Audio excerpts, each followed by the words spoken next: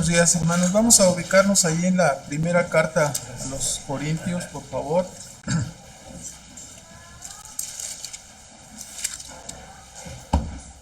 Y vamos a hacer una oración.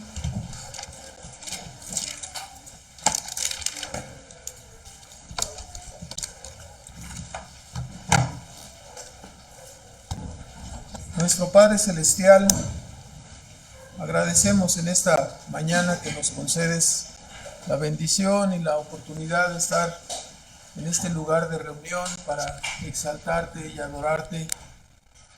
Padre, te rogamos ahora que obres, Padre, para que tu palabra sea recibida en nuestros corazones, que tu Espíritu Santo nos ilumine, nos dé la capacidad para escuchar, para entender y para atesorar tu palabra en nuestras almas, para que ésta continúe haciendo el trabajo de moldearnos en la imagen y semejanza de nuestro Señor Jesucristo.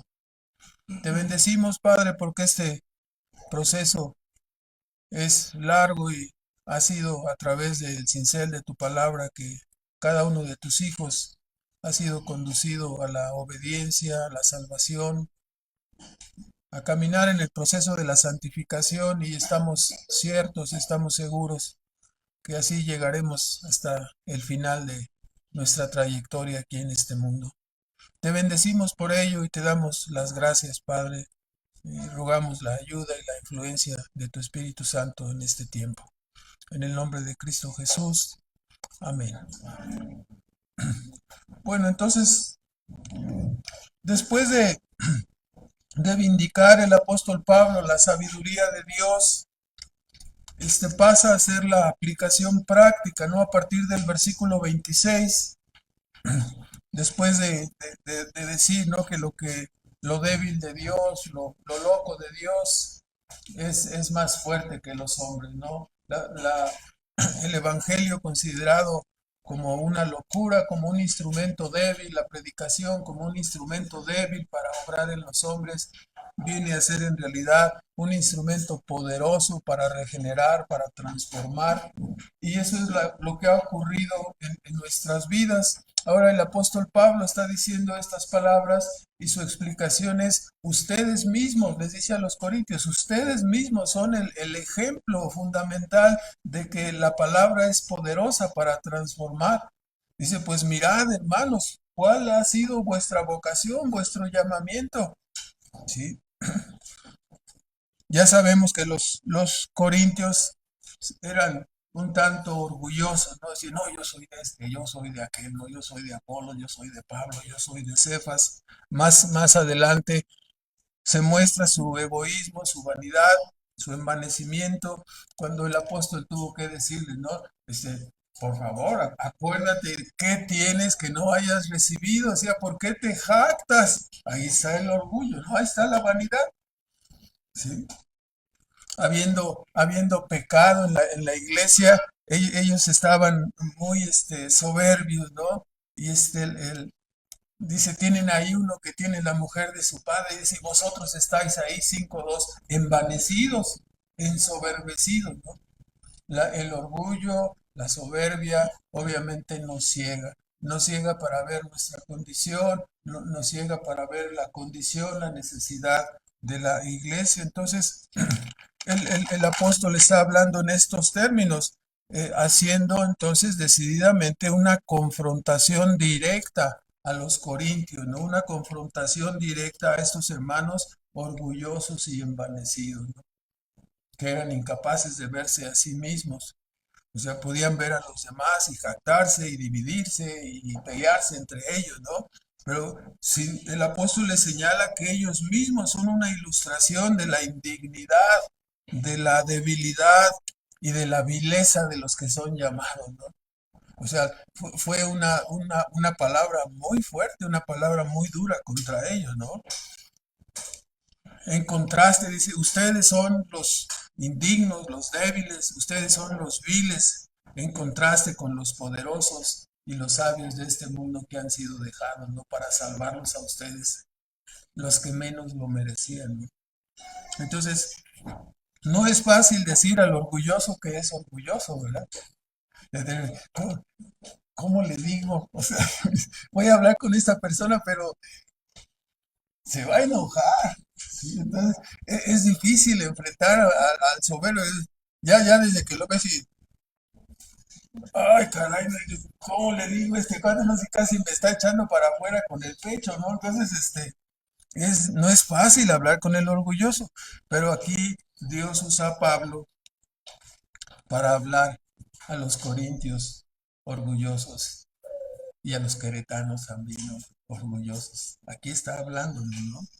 Seguramente la aplicación les habría resultado un poco fuerte, pero era necesario, ¿no? Entonces, comienza con una aplicación, es una aplicación dolorosa, ¿no?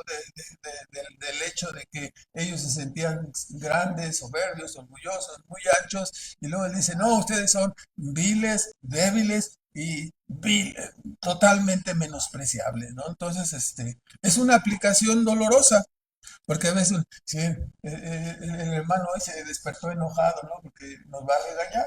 Entonces, Pablo no se despertó enojado. Pablo está haciendo una aplicación dolorosa, nos está diciendo la verdad, ¿sí? Sin más preámbulo o advertencia, el apóstol les dice, miren su ejemplo, miren, versículo 26, ¿no?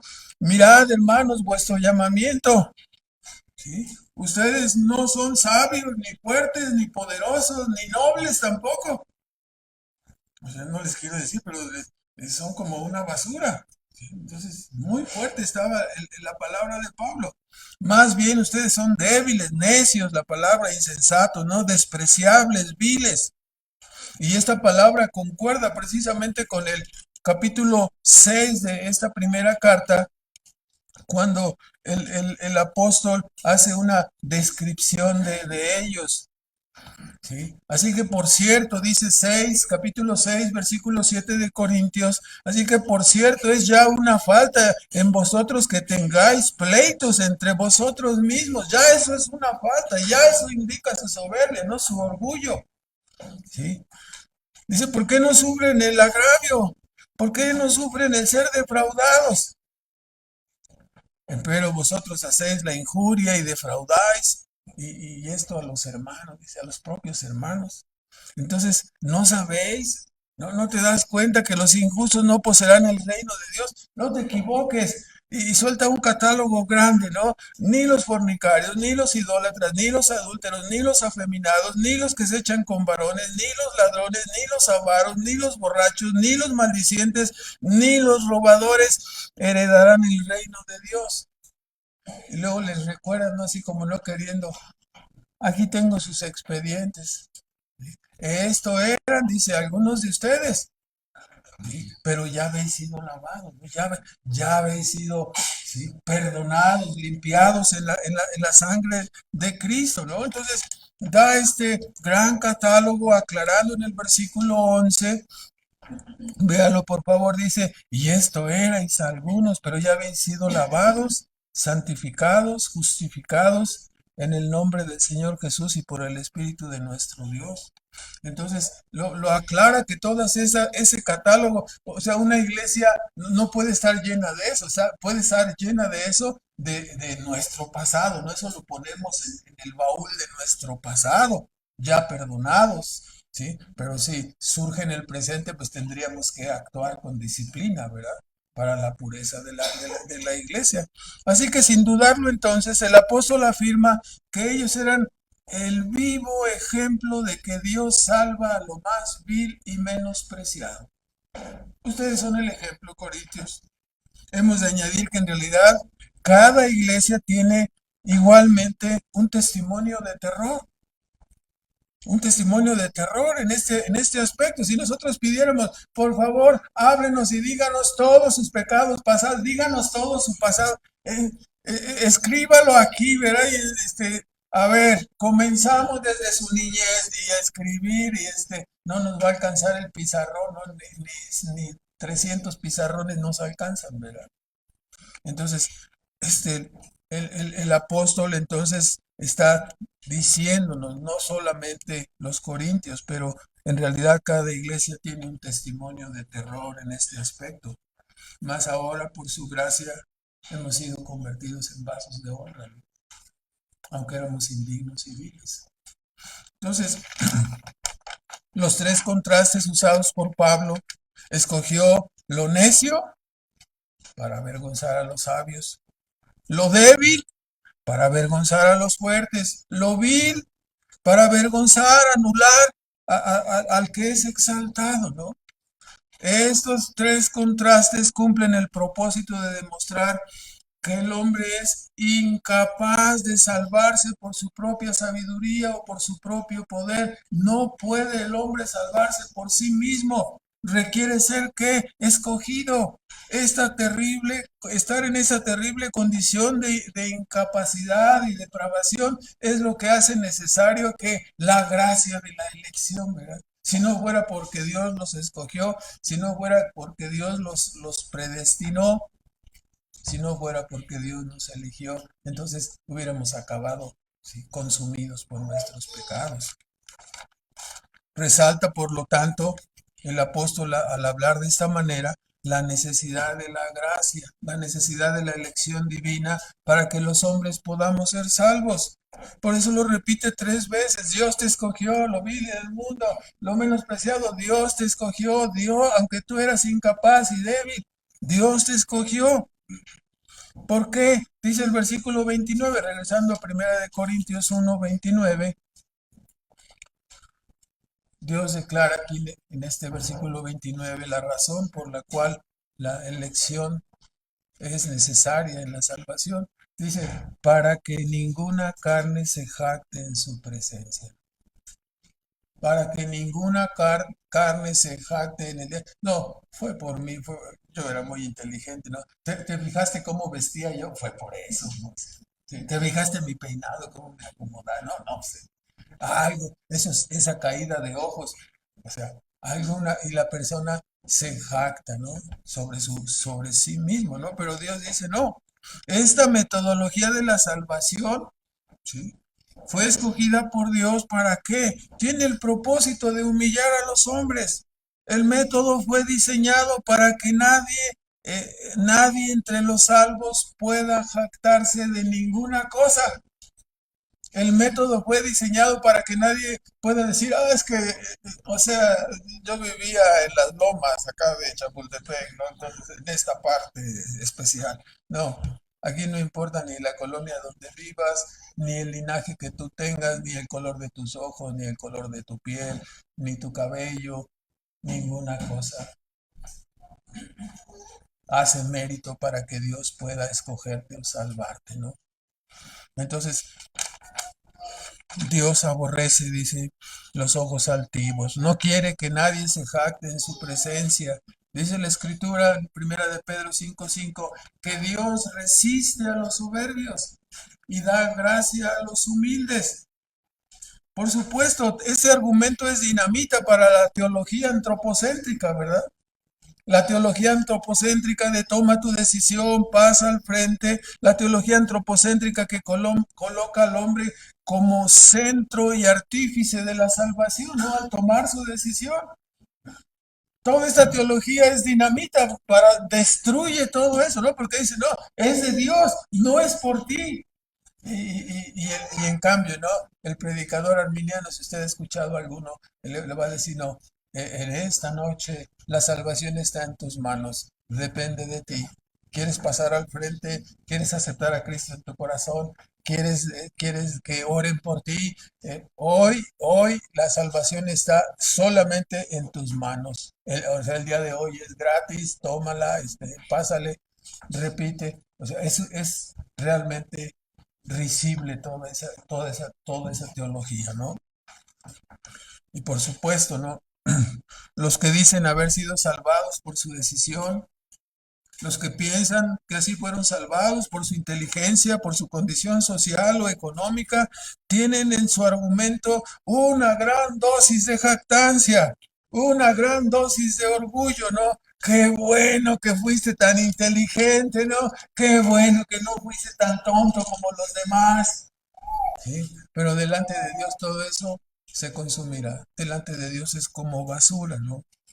Dios claramente dice que aborrece, que no le gusta la jactancia. ¿sí? Dentro de las cosas que Dios aborrece señaladas en los proverbios, que la primera cosa que señalan, los 7 cosas hay que aborrezco, y la primera de ellas dice la altivez de ojos, ¿no? El orgullo, la soberbia, ¿no? Entonces, este tipo de jactancia es muy común en el hombre natural, pero ha de tener lugar en el hombre renovado, hermanos, debería ser desechada, ¿no? Si realmente estamos muertos, no tendríamos. No, es que eres un menso, eres un tonto. No, sí, gracias, ¿no? Te quedaste corto, no me conoces, ¿no? Porque no soy tonto ni menso, soy ultra recontra archimenso, ¿no? Sí. Pero algunos decimos, si nos dicen menso, luego pero, ¿qué traes? ¿No? O sea, nos ponemos broncos, ¿no? Cuando nos quieren, o sea, podemos decir 1000 veces, podemos predicar contra el orgullo, podemos hablar en contra de él y decirlo y verlo en los demás, pero de nada nos va a servir si no nos examinamos a nosotros mismos, si no nos checamos a nosotros mismos. Tenemos de sobra motivos para estar humillados y eternamente agradecidos, ¿no? ¿Por qué? Porque dice el apóstol, el segundo punto del versículo 30 al 31, nos dice que Cristo es la riqueza y el todo de los creyentes. Nosotros no tenemos nada. Cristo nos ha sido hecho completa, la redención ha sido obtenida enteramente por Cristo. No nos toca poner absolutamente nada. No necesita Dios nada de nosotros, ni siquiera nuestra aprobación. Cuando Dios nos salvó, no nos dijo, ¿quiere usted ser salvo? ¿Quiere estar en la lista de los elegidos? Le mandó un telegrama, ¿no? Dice, ¿quieres integrar la lista de los elegidos? Por favor, No, Dios no mandó ningún telegrama, Dios hizo su voluntad, ¿sí? Tiene misericordia de que tiene misericordia y al que quiere endurece, lo deja en sus pecados. Así que no hay nada. Cristo es la riqueza y el todo de los creyentes. Cristo nos ha sido hecho sabiduría de Dios, justificación, santificación, redención. Toda la salvación como un paquete nos es dada de parte de Dios. No hay nada que pongamos, no, es que Él no puede violentar mi libertad. Bueno, ¿sabes qué? Recuerda cómo fuiste salvado, ¿no? ¿Cómo fuiste salvado? ¿Fue por tu determinación, por tu decisión? ¿No es cierto que tú y yo nos oponíamos como gatos boca arriba a la salvación? ¿No es cierto que cuando nos llevaban, vamos a la iglesia, ay, no, ¿quieres escuchar el evangelio? ¿Qué crees? Tengo un compromiso, ¿no? Oye, te queremos, ahora te queremos regalar. Oh, bueno, pues, no sé si tenga tiempo de leerlo, pero, no, y agarrabas el folleto, ¿no? Entonces, algunos vivimos en una casa donde tocaban la puerta, ¿no? ¿Quiénes son? Los evangélicos. Ciérrale. Hasta vuelvo a agarrar. ¡Pah! Cerraban la puerta, ¿no? Para que no estuvieran molestando. Entonces, Pablo continúa entonces en su argumento, ¿no? Señalando que en lugar, Corintios, en lugar de estarse comparando, en lugar de estar compitiendo, quién es de este, quién es de aquel, quién es mejor, ¿sí? Lo, lo que deben es darse cuenta, ¿no? Lo que deben hacer es gloriarse en Cristo, porque ustedes no pusieron nada, ustedes no han añadido nada, ustedes no son nada. La salvación completa es de Dios, Él es la sabiduría, nos ha sido dada toda la salvación a través de Él, ¿no? Justificación, santificación y redención ha sido hecha por Él.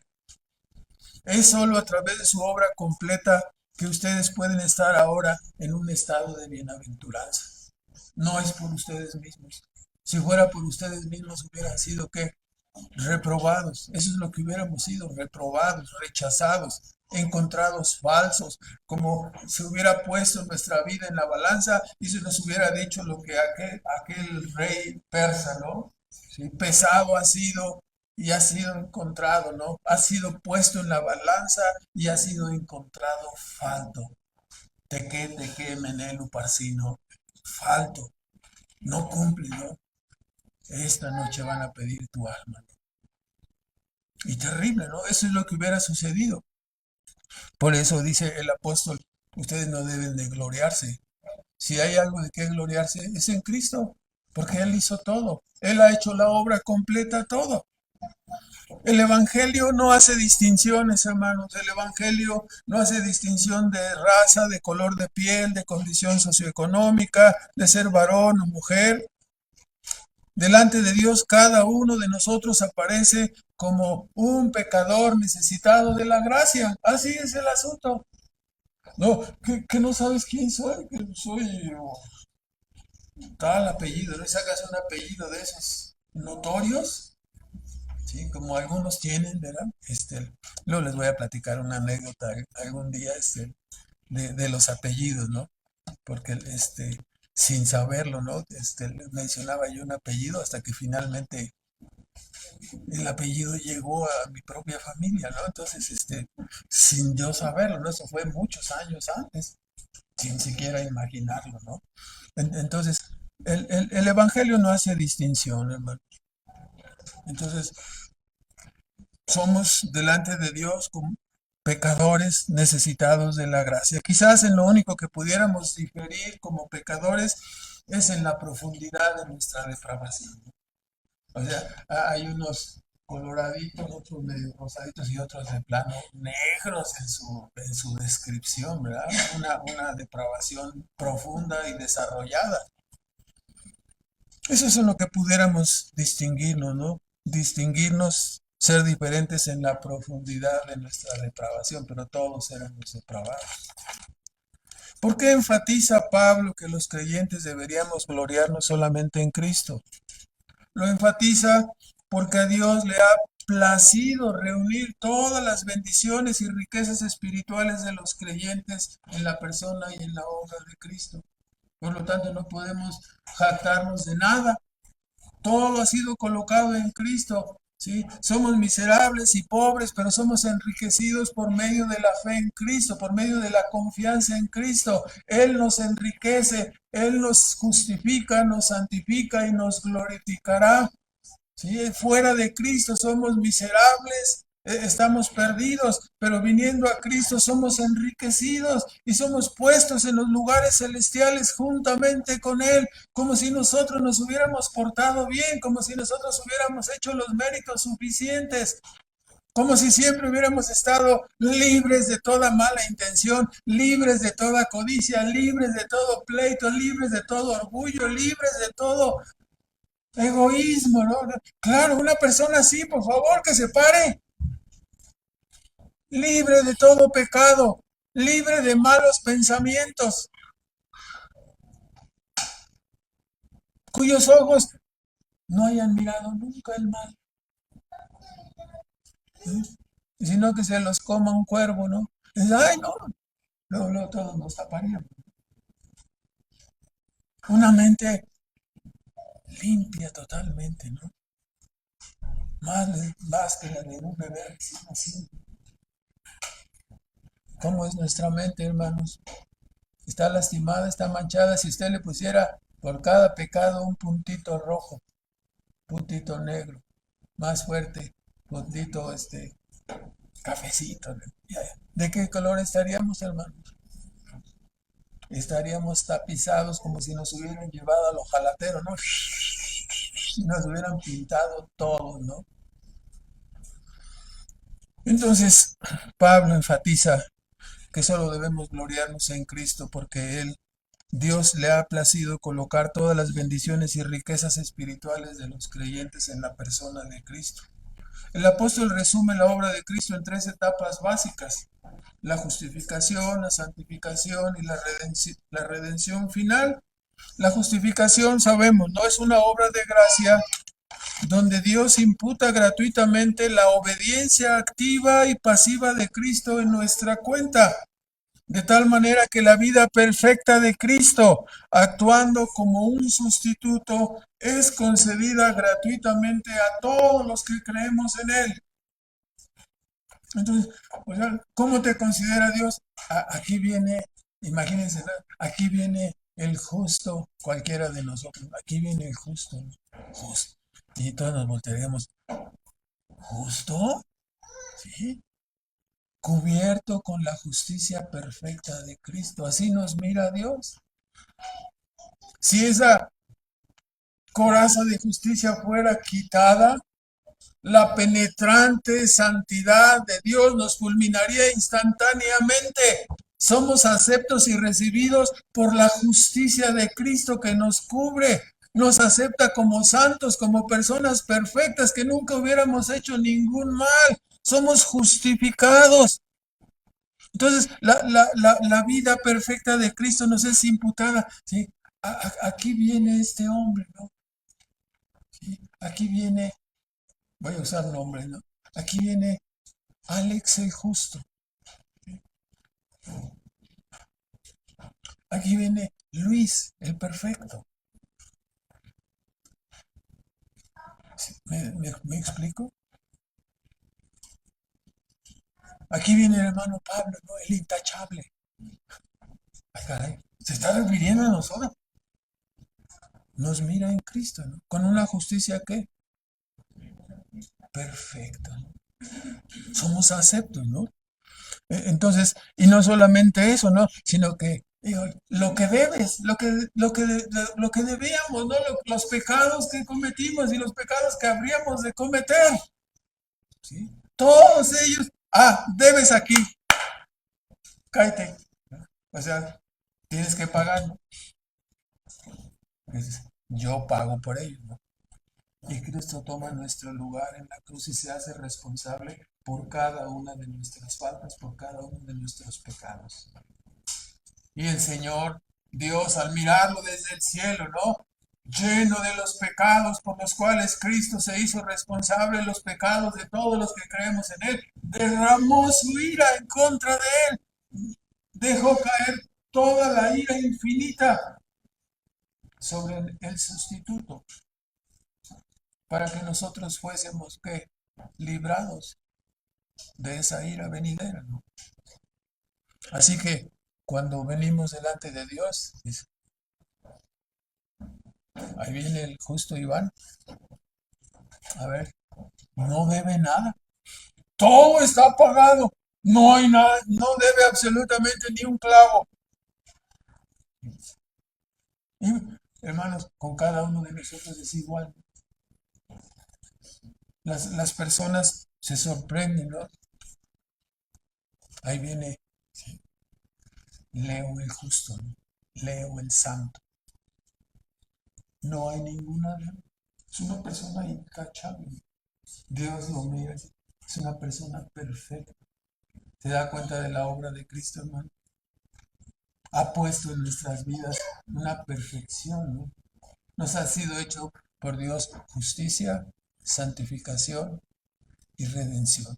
Así que cada creyente lo que puede hacer solamente es que gloriarse en Cristo, gloriarse en la obra de Dios a través de Cristo. Eso es lo que nos queda a los miserables, por dioseros, pecadores, que fuimos justificados gratuitamente, que somos ayudados en el proceso de nuestra santificación y que seremos finalmente perfeccionados. Nos queda solamente la humildad, el agradecimiento y el gloriarnos en qué. Vamos a caminar como toreros, no nos compramos nuestra capa, tararán, tararán, y va el torero ahí, ¿no? Con su vestido de luces, ¿no? ¿Así sabíamos? No, hermanos, nos gloriamos en qué, en Cristo. Entonces, siempre, por lo tanto, entonces, revestidos de humildad, revestidos de amor, revestidos de entrañas de misericordia, revestidos de Cristo. No de torero, de luces, ¿no? Porque, ¿qué? ¿Qué pasó? ¿Qué querías hablar conmigo? ¿Estás vestido de luces, hermano? Sí. Oye, queremos platicar. ¿Por qué? ¿O qué? ¿De qué se trata? Ay, caray, no, este viene vestido, pero de frac. ¿Sí me explico? De luces, en lugar de revestido de amor y humildad. Entonces, hermanos, Cristo se hizo responsable por las transgresiones de los que creemos en Él y somos tomados por Dios como que ya no debemos absolutamente nada. Igualmente en el proceso de la santificación hemos sido puestos aparte, ¿no? Fuimos sacados de Adán, colocados en Cristo, la santificación posicional se llama. nos cambiaron de posición. Estábamos unidos a Adán y producíamos los frutos de Adán, ¿no? Desobediencia, propio camino, separados de Dios, ¿no? Entonces fuimos sacados de ahí, colocados en Cristo para ser obedientes, para estar unidos con Él. Fuimos también santificados en forma definitiva cuando estábamos unidos juntamente con Cristo, de tal manera que cuando Cristo fue crucificado, dice el apóstol en Romanos 6:6, dice, vosotros habéis muerto, el viejo hombre murió juntamente con Cristo. Hemos muerto juntamente con Él. El viejo hombre ya se murió. La persona que éramos ya murió. Ahora hemos sido puestos unidos con Cristo, ¿no? Nuestro viejo hombre fue crucificado juntamente con Cristo. En la obra de la santificación nos coloca, ¿no? En la posición, después de haber sido justificados gratuitamente, viene la santificación progresiva. Somos hechos santos, ¿sí? Mortificando el pecado, ¿no? Mortificando el pecado y vivificando las gracias espirituales que Dios nos concede en la salvación. Romanos 6:22. Y dejando tan solo en la espera la vida eterna, ¿no? Después del término de nuestra travesía aquí en este mundo, entramos a la santificación final, a la gloria, ¿no? Entonces, de esa manera, ¿no? Cristo nos es hecho por Dios justificación, santificación hasta el final y redención. La palabra redención es una palabra técnica también usada por Pablo para referirse a la salvación mediante el pago de un rescate. Eso es lo que quiere decir la palabra redención, es un rescate, la palabra griega lutrón, si mal no recuerdo, ¿no? Somos salvados así mediante el pago de un rescate. ¿Quién pagó ese rescate? Cristo pagó ese rescate, ¿no? Entregó su vida, derramó su sangre, ¿sí? Para que nosotros pudiéramos ser librados de la esclavitud del pecado, pagó en nuestro lugar. Y de esta manera, entonces, el creyente tiene la justificación, la santificación y la redención, ¿no? Palabras técnicas para hablar de la riqueza que ahora el creyente tiene, ¿sí? ¿De qué te puedes gloriar en cada una de estas cosas? Todo ha sido hecho ¿cómo? Por la gracia. Todo ha sido provisto enteramente por... Fue tu plan. Así lo planeaste tú. Antes de nacer, cuando estabas en el vientre de tu madre, dijiste, no, cuando yo sea grande, voy a creer en Cristo y voy a... ¿Así fue? No, hermano, no fue. Todo así nos ha sido dado por Dios, ¿sí? No nos queda nada para jactarnos, ni nuestras obras, ni nuestra condición, ¿sí? Y esta es la manera como Dios exhibe así su sabiduría. No te deja ningún lugar para decir, yo puse un granito, tú no pusiste nada, ¿sí? No, yo soy algo, tú no eres nada, menos que nada, que lo que no es. No, es que yo puse ese día me arreglé yo muy bien. No, hermanos, no hemos puesto nada, ¿no? Dios exhibe así su sabiduría, ¿no?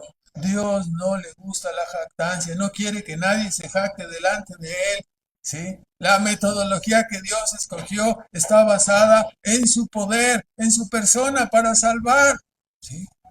El Evangelio no es un mensaje que pueda ser creído fácilmente. Dice, a los hombres les parece que es una locura, pero es la metodología divina para humillar a los hombres. ¿Sí? ¿Sí? Las personas incapaces tienen que ser salvadas mediante un método loco. No, yo no soy ningún loco. Sí, a mí nadie me llama loco, ¿no? Y el soberbio ahí está. Se resiste, ¿no? Pecador. Ese cuate ni me conoce y me llama pecador.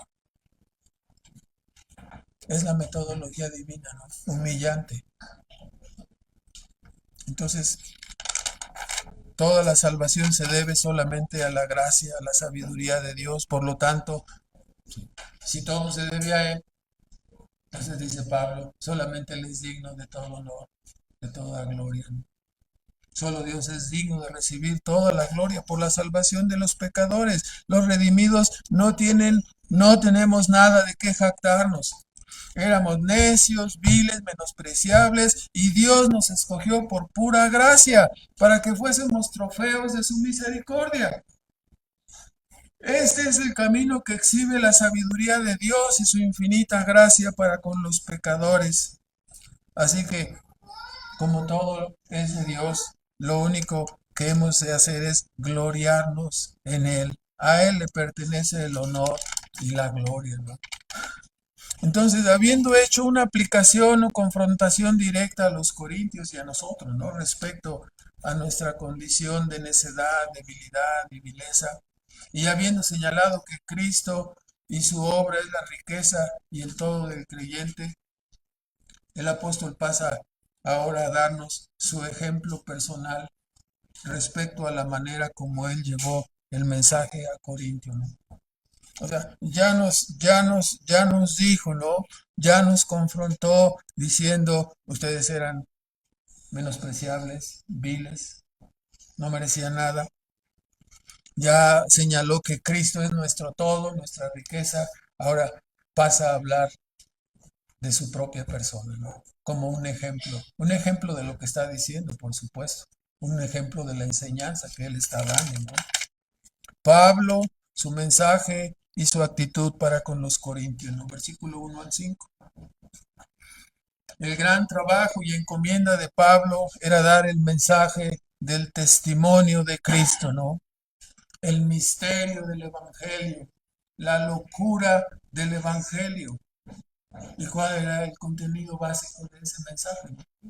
Que el Verbo se encarnó, que el Verbo vino, el Verbo creador, descendió y tomó una naturaleza humana y habitó en medio de nosotros, que anunció el reino y que realizó la obra de la redención en la cruz del Calvario, que resucitó al tercer día, de lo cual Pablo dice: yo soy testigo, aunque un testigo extemporáneo, ¿verdad? Como sabemos, en el camino a Damasco se le apareció Cristo, pero no por eso menos valioso que todos los demás apóstoles, ¿no? Él era un testigo de primera mano, aunque era el último de todos. Así pues, el apóstol Pablo dice: hermanos, cuando fui a ustedes, no fui con altivez de palabra o de sabiduría o a anunciar el testimonio de Cristo. Y no llevé yo ningún otro mensaje, sino solamente a Jesucristo crucificado, ¿no? La palabra de la cruz, la palabra ofensiva, la sabiduría de Dios ahí. Y estuve con vosotros, no con orgullo, dice, con flaqueza, con mucho temor y temblor. ¿Por qué? Porque él sabía, ¿no? Sabía que de la predicación, de la manera como él presentara a Cristo, este iba a ser aceptado o rechazado. Humanamente así es. Ni mi palabra ni mi predicación estuvieron basados en persuasión humana, no en sabiduría humana, sino dice: vine a ustedes con demostración del Espíritu y de poder. Y aquí, como vamos a ver, no se refiere a milagros y prodigios que los tenía el apóstol, pero se refiere a la argumentación, la predicación como un argumento convincente para la mente de los oyentes, ¿no? A eso se refiere la demostración.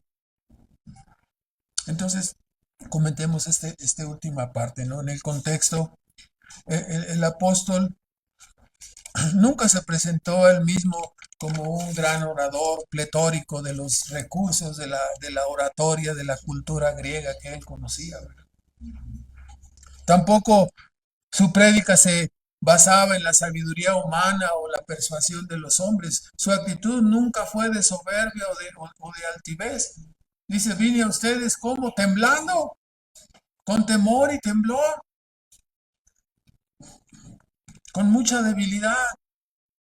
Algunos dicen que la enfermedad que él tenía en sus ojos le incapacitaba, ¿no? Como una persona que necesitaba que otro le estuviera ayudando, ¿verdad?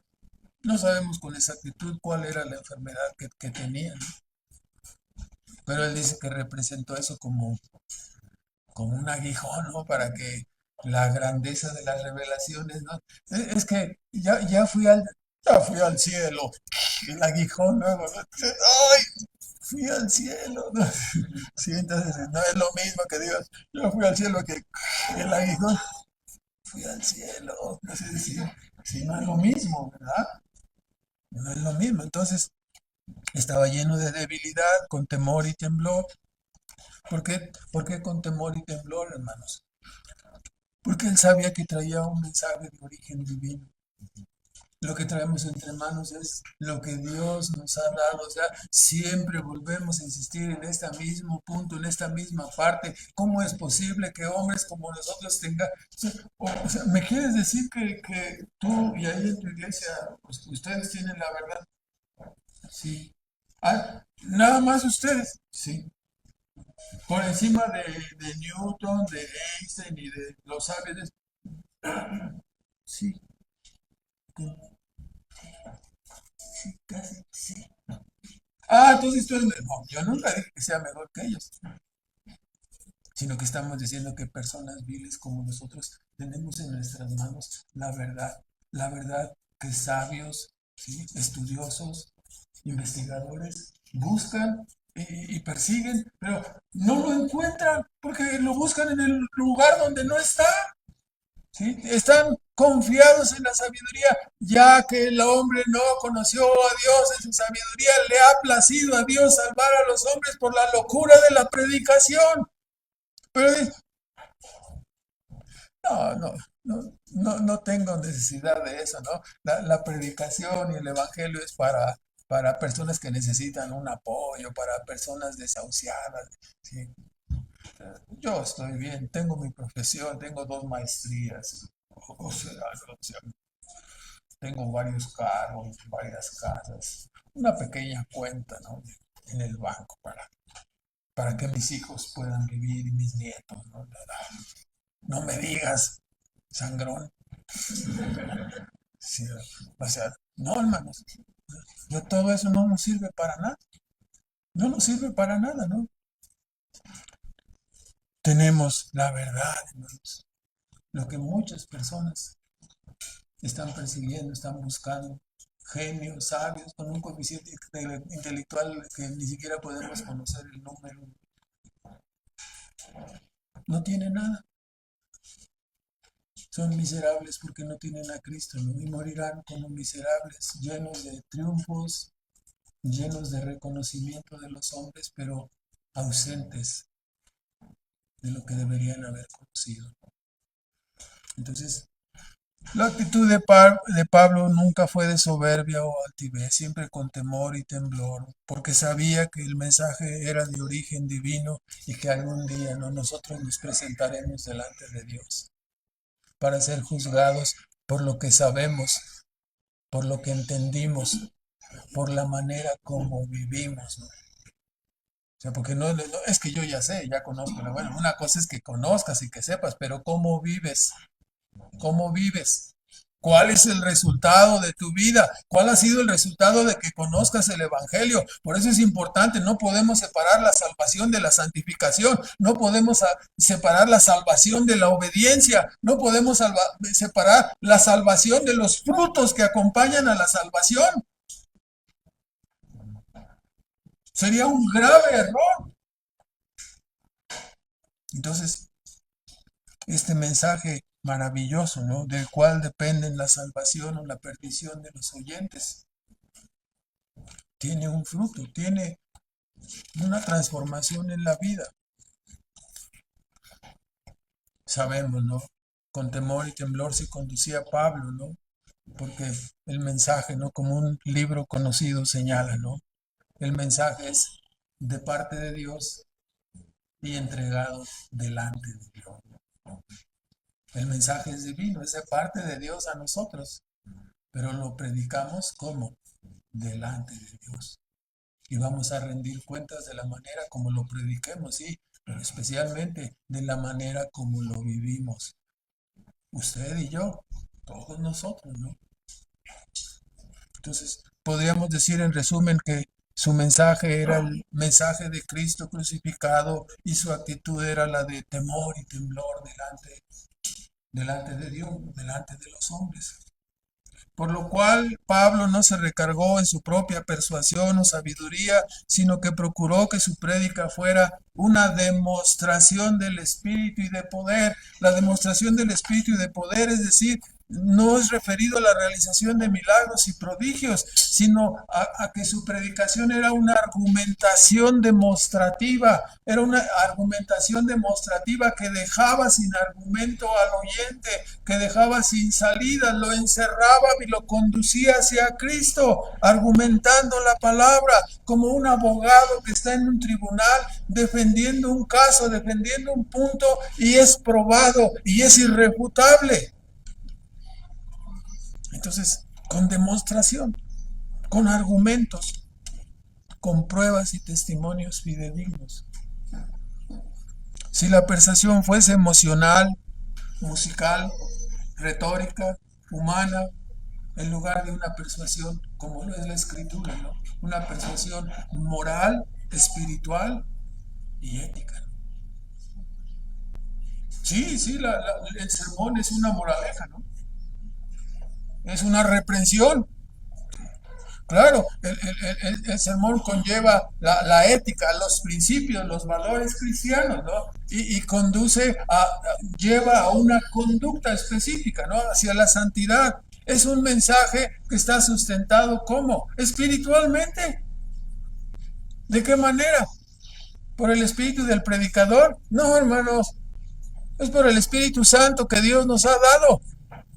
Usamos su palabra, su espada. Es un poder espiritual, moral y ético. La iglesia no podía predicar solamente un sermón exhortativo. La iglesia no podía solamente dar eso si su vida y su conducta no fueran congruentes con lo que estamos declarando en la palabra de Dios. Sería un fracaso, porque entonces estaría basada solamente en la sabiduría humana. Y Pablo dice, no, yo nunca me presenté con ustedes para predicar la sabiduría humana. Yo me presenté en el poder de Dios, en el poder del Espíritu, en la demostración, con los argumentos de la palabra, con la lectura de la palabra, derivado con los conceptos establecidos en la Escritura, ¿no? Siendo predicado con temor y temblor. ¿Por qué, hermanos? Porque la palabra no solamente afecta a los oyentes, afecta al declarante. O sea, uno no se puede presentar, o sea, el predicador primero se predica a sí mismo, porque si no te predicas a ti mismo, entonces, ¿cómo vas a poder transferir la experiencia, el conocimiento, si tú no lo has atravesado, si tú no lo has vivido?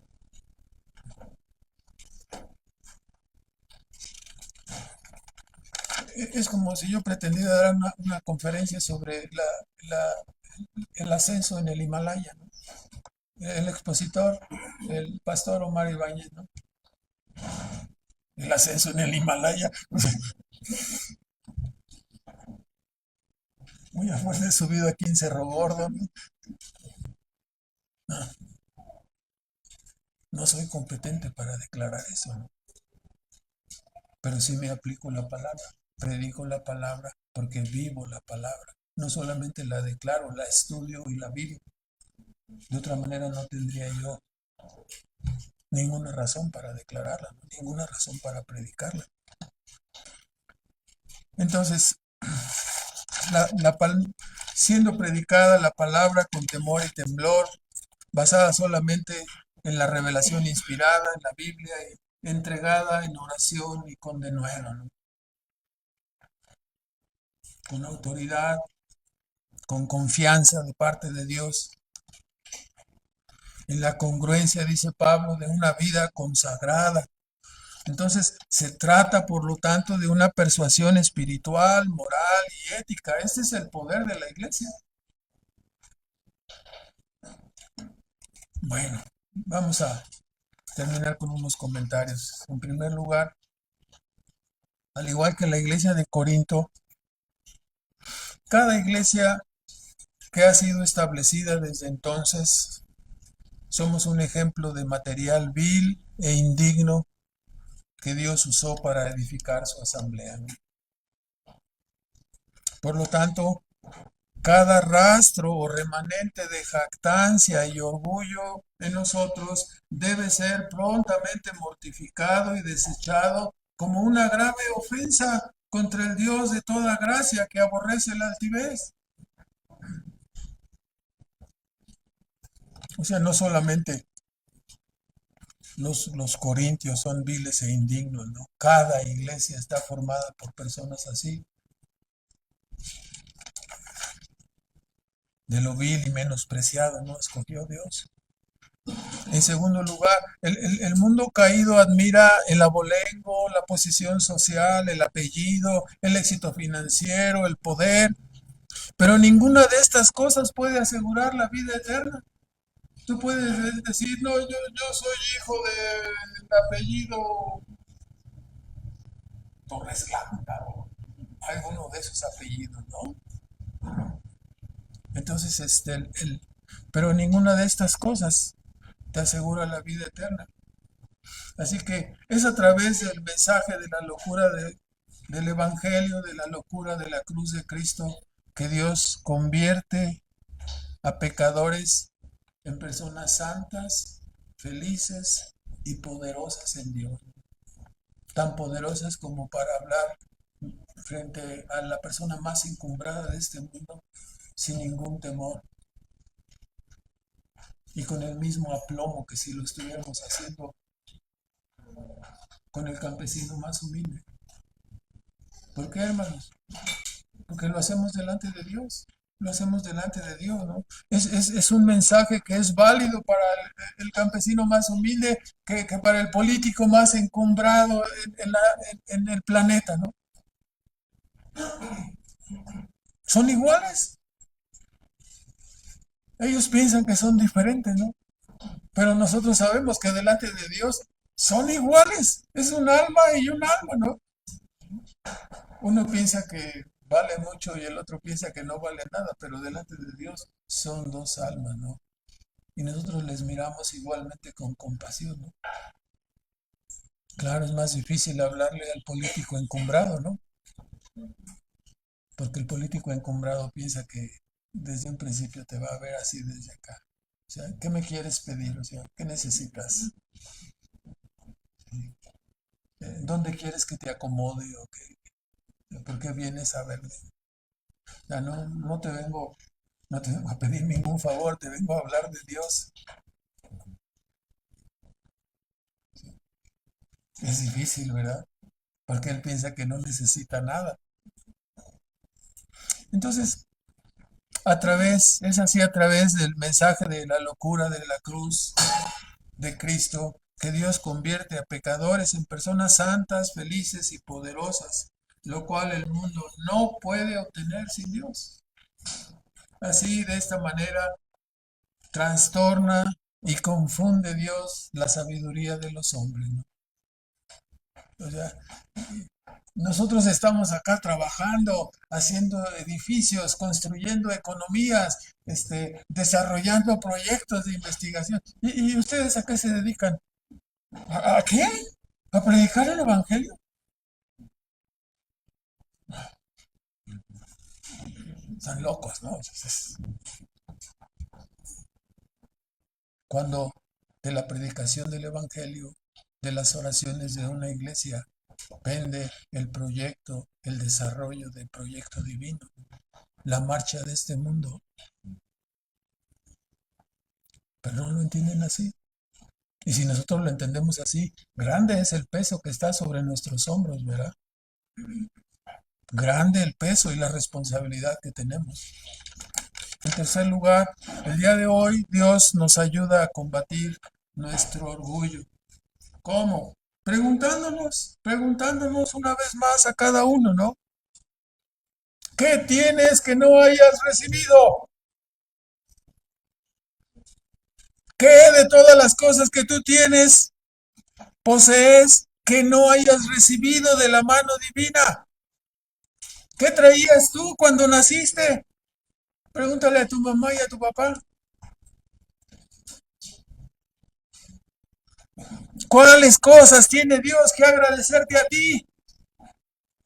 O sea, no, es que Dios tiene que, o sea, te tiene que agradecer Dios a ti. Hay algo por lo cual Dios te tenga que agradecer a ti. Ay, imagínense, ¿no? A Dios diciéndole, ay, gracias fulano por haber nacido. ¿Qué hubiéramos hecho sin ti, no? Entonces,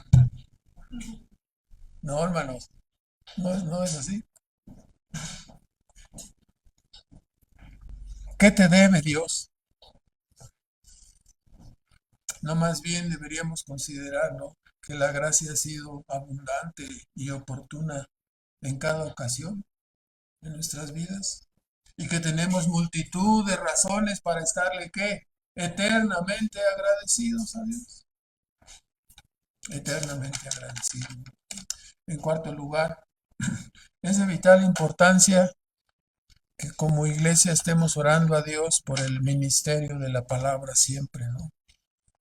Claro, la extensión del reino, por la predicación, por el predicador, por la gloria de Dios, específicamente por la congruencia en la vida de la iglesia. Que seamos no solamente oidores, sino también hacedores de la palabra.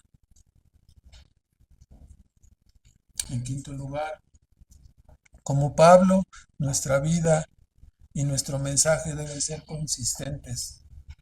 Pablo dice, yo anduve y me presenté delante de ustedes con temor y temblor, no con un mensaje de persuasión humana, sino confiando enteramente en la predicación de Cristo crucificado, ¿no? La locura del Evangelio. Podríamos tener, hermanos, un buen mensaje, pero si no está respaldado por nuestra conducta, su influencia se diluye. Usted puede decir que usted es un buen creyente o puede pensar de sí mismo como un buen creyente, ¿no? Pero si llega aquí y no saluda a nadie y camina como torero aquí en medio de todos, está anulado su testimonio. Entonces, podríamos tener un buen mensaje, pero si no está respaldado por nuestra vida espiritual y por nuestra conducta, se diluye.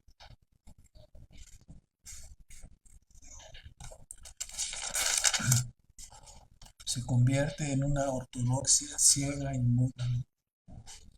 Roguemos, hermanos, que seamos conscientes de nuestra gran necesidad personal de cambiarlo como individuos. Escuchamos este mensaje, ¿no? Que nos invita a humillarnos.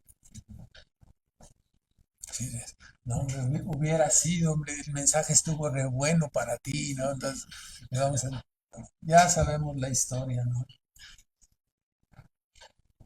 El mensaje estuvo bueno para los que estamos aquí, hermanos. Para los que estamos aquí. Nosotros somos llamados a cambiar como individuos. Hermanos, es que estoy esperando que el otro hermano cambie. Estoy esperando que mi esposa cambie. No, no te vas a quedar esperando, ¿no? Cambia tú. Somos llamados individualmente a cambiar nosotros. No, no vayamos sobre el otro, sobre nuestras vidas, hermanos. Comencemos por nosotros mismos y a los demás dejémosle a Dios la tarea, ¿no? Sí sabe cómo cumplir Dios la tarea, ¿no? Con los demás, ¿o no? No podemos, no podemos, ¿a quién más podemos encomendar? Entonces, si lo encomendamos a Dios, ya vamos de ganancia, ¿no? Dios no se va a equivocar. Entonces, apliquémonos, seamos rudos con nosotros mismos y esforcémonos. Vamos a orar, hermanos. Padre Celestial, te agradecemos, Señor, por tu palabra, por el testimonio, la vida congruente del apóstol Pablo, que es tal como Cristo, un ejemplo para nosotros de autonegación, de padecimiento por causa del Evangelio. Y pedimos, Padre, que nos ayude, Señora, centrarnos en nuestra vida personal, en nuestra vida particular, para trabajar en contra de nuestros pecados personales, nuestra necesidad de ser transformados en la imagen de tu Hijo Jesucristo. Padre, muchas gracias porque nos has enriquecido de una manera infinita. Perdónanos, Padre, porque muchas veces no alcanzamos a dimensionar, a valorar y aplicar en nuestras vidas esta riqueza con que nos has favorecido, Señor. Pedimos que nos ayudes a estar conscientes de nuestro llamado y especialmente que nos ayudes a ser congruentes en nuestra vida, en nuestra conducta. Que seamos sal y luz en medio de este mundo caído, Señor. Que seamos capaces de declarar tu palabra, Señor, con denuedo, con confianza. Que estemos siempre confiando en el poder que tiene tu palabra, Señor, para salvar, para santificar, para hacernos crecer en la semejanza de tu Hijo Jesucristo. Gracias, Padre, porque has hecho esta demostración de tu poder en medio de nosotros, salvando y santificando a tu pueblo, Señor. Te bendecimos por ello, rogamos que tu presencia siga en medio de nosotros, prosperando tu causa y tu reino en cada una de las personas que aquí nos reunimos. Especialmente, Señor, que traigas a la salvación, Señor, y a la santificación a tu pueblo, Señor. Te bendecimos y te damos las gracias en el nombre de Cristo Jesús. Amén.